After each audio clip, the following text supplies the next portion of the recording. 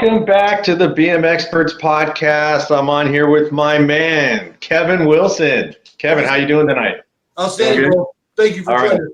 We got a special guest tonight, Stanley Robinson, first generation BMX racer. Stanley's history of BMX goes long before mine. I didn't start until the early 80s, and by that time, Stanley had already made a major mark in the sport of BMX. It's an honor having him on right now. Yes. We're going to go through a little bit of interviews with a little interview questions with Stanley, a little chit chat about his history and his experience with BMX racing. Then, of course, we're going to do a little trivia tonight. And Stanley's got one of his buddies over there with him, which does not want to be on camera tonight, which is okay. And he's going to help him out with the trivia a little bit. All right. Okay, so Kevin, you want to start firing off these questions, or you want me to just go right into it? First off, I had one observation that you say you're from Vallejo as well as you're Fresno, from Vallejo? California. Fresno. Okay. I think I was online. Because I was going to say, if you're from Vallejo, there must be something to water in Vallejo, man. Nah, I'm from Fresno.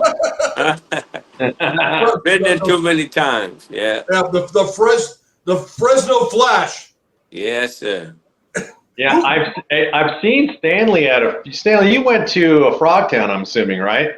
Yeah, I went, was it 20 or 21? The first one. The first 2, 3 I went, yeah. Yeah, because I seen you there, and I go, I know that guy's famous, but I don't know. I didn't know your name. So I'm like, I know, because I recognized you. So I'm like, okay. I know that guy's somebody in the sport. And you were just chilling on your bike watching some races, and I go, I want to go up and talk to him. But I didn't want to start the conversation like, so who are you? Yeah, that's me. Danny, your home track is Manteca, right? Yeah, Manteca, California. Yeah. I saw a video of Stanley racing Manteca a couple of years ago. I'm surprised you never ran into him over there. Yeah, I got the Manteca icy jersey on. Yeah, he's got the icy team there, so that's really cool because they only pick the fast dudes for the icy team. So you can see I don't have an icy jersey. They're very fast. They got good guys. Nice team, fast.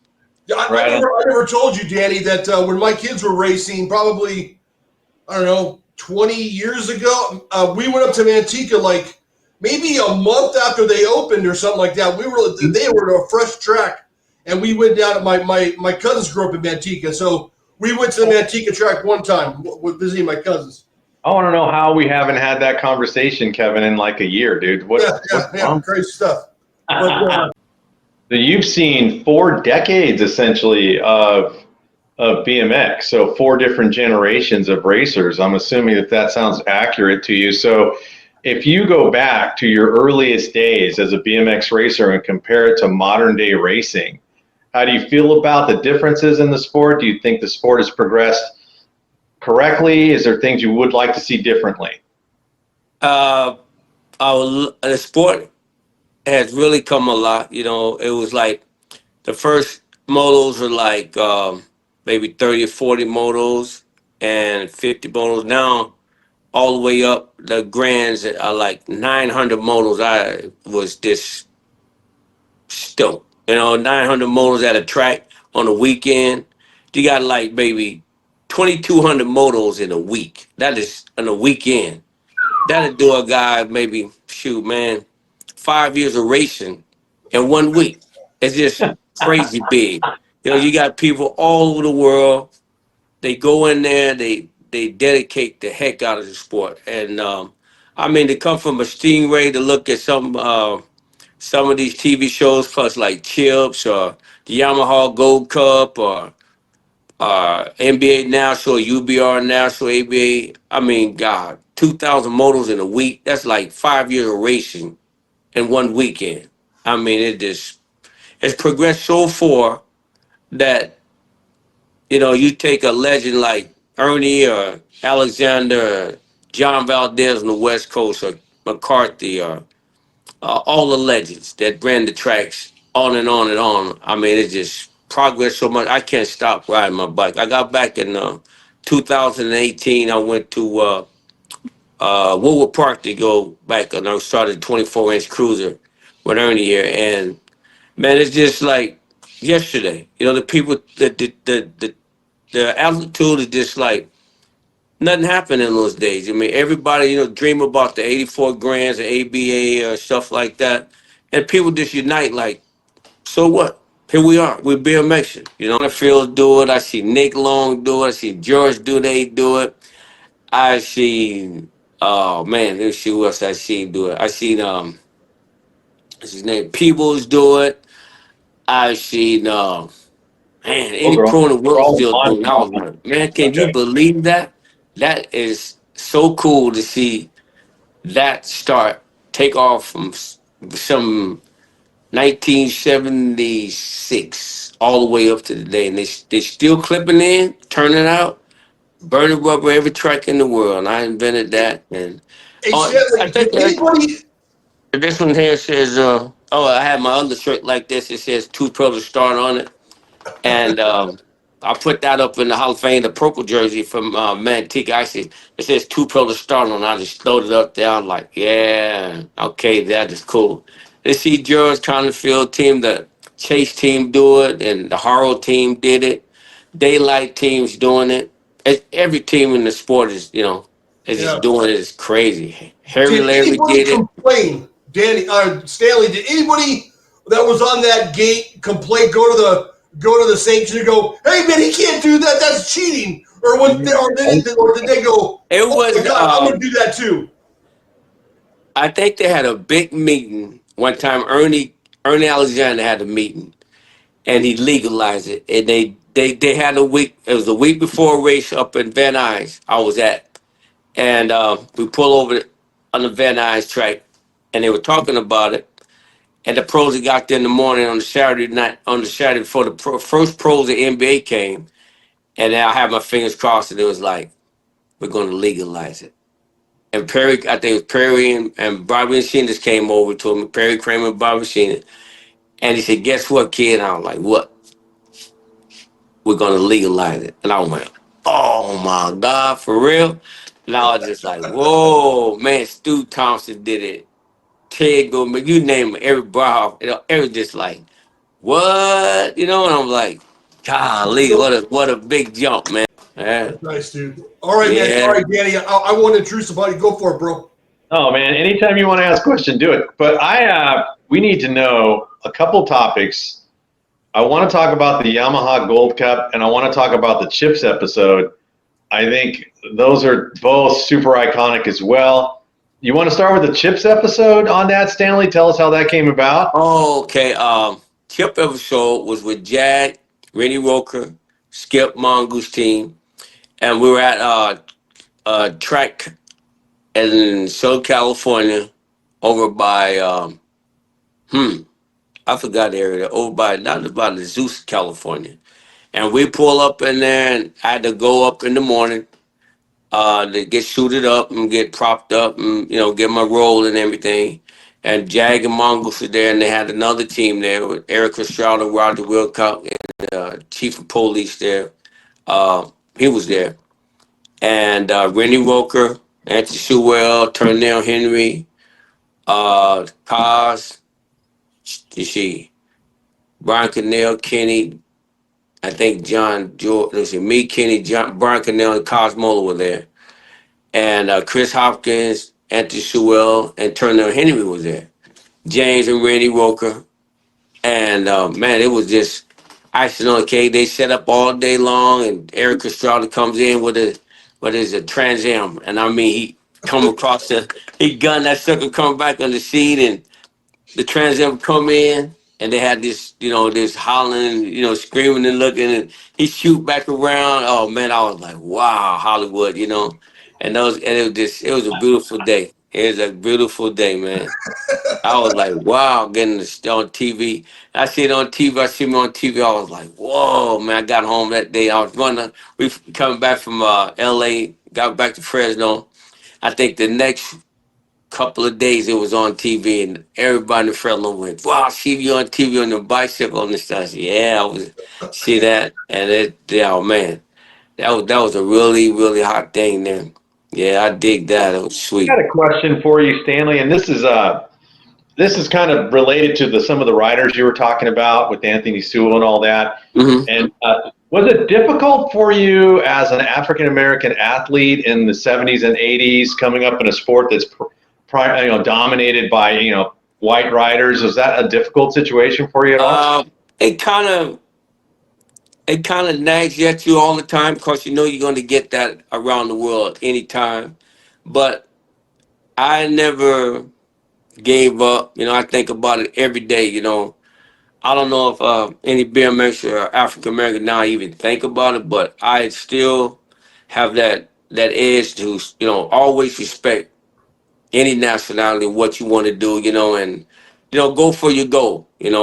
Uh, it is the world is what it is. Your bike could be lighter, or your bike could be longer, or your bike could be stronger, or a little more, make you more aggressive to be a little bit better at the sport. He was telling That's me, awesome.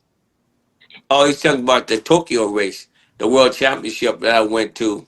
Um, that was a hot race too, the Tokyo. We stayed there for a week or about a week, and then prepped up for Monday all the way to the first Tokyo NBA World Championship.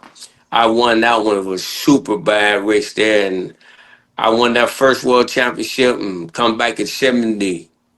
I won in '79, and we come back and they was super bad, super bad. Ernest's a cool guy. How Yeah. did you? How were the Japanese? You raced Japanese riders. How were they? Were they Yeah, good? yeah, yeah. We went to the Shimano company, Okay. and oh man, they walked out open arms. They just let you see all they went to the press room and where you designed we designed the first DX Shimano DX pedal platform right there in her face when we came over. As a Wow. Best platform brother, pedal, man. yeah, the first DX pedal came out. We designed that. Mongoose designed that in '79, and all he said. The tip was, he said, "What color you want?" I thought he was going to say something, wrong, like a prototype, and it scared the heck out of us. He said, "What?" And he said, like, I guess he was interpreter talking, and he says, "What color you want?" And I said, "Oh, okay." We had blue and red and gold and black. I said, and then he designed it. We got back to the States the next month, and the first Shimano DX pedal came out. I was like, man, these Wow. guys, it was really nice, really nice. And it goes on and on. You couldn't break that pedal for nothing. You ride that pedal for 3 or 4 years, you couldn't break that sucker for nothing. That was one hell of a pedal. You've raced in different countries, different. What do you? Could you narrow it down? Distill your career into one or two races that were pivotal or important or monumental for you that you look back and say, that is that pass or that race, that weekend is what I would like to people to think of when they think of Stanley Robinson 50 years from now when they're reviewing the Hall of Fame? Is there anything that you could point to that means that much I to remember you? one track when we came from Tokyo, Japan, we went to Saddleback. The Saddleback was before the Grand Nationals. And it was one shot at the come out. Let's see, the hill went to, let's see, this is west, east, north. It went north. And I come over this big hill like this. You can see this big old hill, the Saddleback. And I come down. It had a fast downhill straight, and it was a right hand turn. I was practicing. I made that turn in practice. Then it went out about maybe 100 feet out, and there's a left hand turn. I thought everything was going to be good when I came from Tokyo, and I hit that sucker in the third round, and it went right. And I went to go this way, and I was like, "Oh, I got it made." And I went out and I tried to make it go back. I thought I kicked it out enough to go back to hit the right and then come in, and I hit the bound. And I was really kind of before the grand, because that saddleback race before the Grand National. And I thought maybe, oh man, it's gonna be some stuff. I thought maybe I'll lose control. And I got out, and I was kind of hot about that. And then the grants came like the next month. I think the grants was in November. Yeah, the Devonshire Down. And man, I blew them up. And just go to show you that when you see that kind of thing you can correct so fast from being around the world. I won each moto 3 times. I won all my semis. I won the trophy dash. I won both classes and went home with everything that night. I was like, oh my God. You know, and I was like, because I wanted to hit that turnout. I thought I hit it low because I'm going low. The first time I went down the hill, come down, I was like Frank Post and all those guys there. I'm going, I said, okay, I know I got it going. I went too fast. I just blowed down. I'm coming down the hill and I'm pumping like crazy down. And I went to go and I think I was low, but it just shot me all the way and I hit the banner. I was like, oh my God, I lost that one. So the next month I got back and I just zipped it just like that, and I was like, "Oh, what a relief!" I'll never forget that. That was the pivotal thing right there, man. All right, it's time. It's that time of the show. We're going to play a little bit of trivia tonight. We're going to do pop culture as always and BMX racing. How this works, Stanley, is I'm going to ask you a question. You can say I want to do a BMX question. You can say I'd rather do pop culture. Pop culture is just stuff from the 80s, okay, that we're all kind of familiar with. And then I know you got Michael there in the background, going to help you out a little bit. And we keep track of the points, by the way. So as you finish this game, he's going to earn automatic 20, right, Kev? Yeah. Automatic 20. So you're on the. We're keeping track of the points. In other words, Stanley, and we're going to play all the way through the grands, and then we're going to have a championship at the end. Okay. All right. Okay. So with Stanley being the guest, you get to go first, Stanley. If you miss the question, Kevin can steal it. If you get it, but if Kevin can't get it, you can steal it, and we're going to go back and forth. It's pretty easy with just two people. All right. So do you want to do a BMX question or pop culture? How would you like to start? BMX question. BMX, okay. What BMX bike or team was a spin-off of Mongoose? Jag and Raleigh. That's it, man. That was an easy one. What was the second one, Raleigh? I think Raleigh did. Raleigh made the frames for, or Mongoose made the frames for Raleigh. I also would have accepted Blue Max. Yeah. So he had all those. Okay, so that's one for Stanley. He's on the board. All right. Hey Stanley, that's your underhand slow pitch. Yeah, they get harder. Okay. All right, Kevin, what do you want to do tonight? BMX. BMX, okay. Who is responsible for the Jag BMX race series? Rennie Roker. Rennie Roker. You guys were talking about it, and I'm like, that's one of my questions. I need to do a correction. The last two videos I've done, I've talked about people putting switching the stickers on Patterson frames, and I've gotten it wrong for the past two episodes where I meant to say that people put Patterson stickers on other frames, not. Wait, do I still have it wrong? You got it right. Okay, yeah. But on a couple of the videos, I said it wrong. So my whole premise of saying that comment was that Patterson frames were so much better than everybody else's that they would take their bike sticker and put it on a Patterson. That's what I meant. Yeah, so use an example like John Pyatt was really a badass Huffy rider, and he was on a Patterson. Yes, that was the point that I wanted to make. So if you rode for Mongoose, you actually had Mongoose stickers on a Patterson frame, not Patterson stickers on a Mongoose frame. There you go. I apologize for any confusion that I caused. So this episode, when it comes out, is going to be the first one where I'm going to take I'm going to clip a portion of Danny's video on his podcast on his YouTube channel, and I'm going to put it in right now where I ask him, Danny, tell me what you do when you're not with me. All right, yeah, you can find me on Danny Pena BMX Racing on YouTube. I do BMX race reviews, BMX magazine reviews, all BMX content all the time. Please come like and subscribe. That's it. Now, cue Danny's clip. Let's go.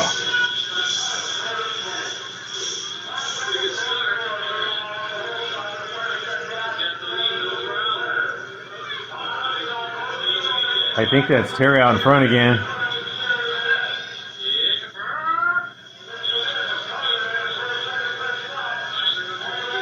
What is that, Carter sitting 2?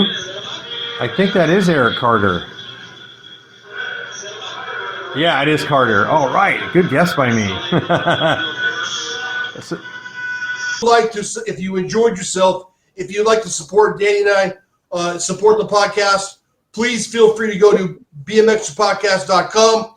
You can you can subscribe to the channel here or there. You could comment, you could reach us, email us, whatever. And you could grab a hat, and you could grab a shirt or a hat. And with that being said, Danny, I think we did a good job today. Let me pat myself on the back, dude. Oh, and we forgot the stretch. Oh, boy. Okay, everybody, thank you so much. We do really appreciate it. And until next week, the snack bar is closed. They're raking the track. The track is closed. Thank you very much, everybody. Peace out.